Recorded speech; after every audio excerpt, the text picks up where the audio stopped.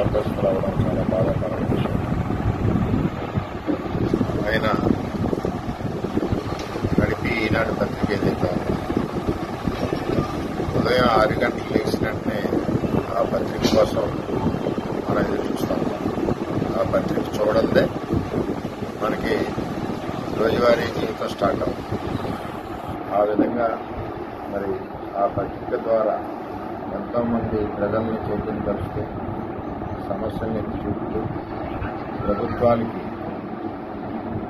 మరి సూచనలు చేస్తూ ఈరోజు నిష్పక్షపాతంగా నడిచే పత్రిక ఏదైనా ఉందంటే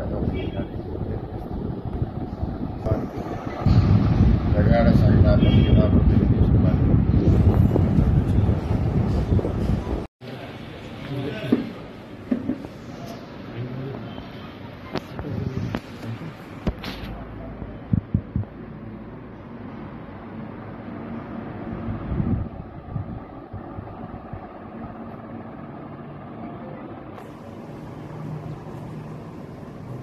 नहीं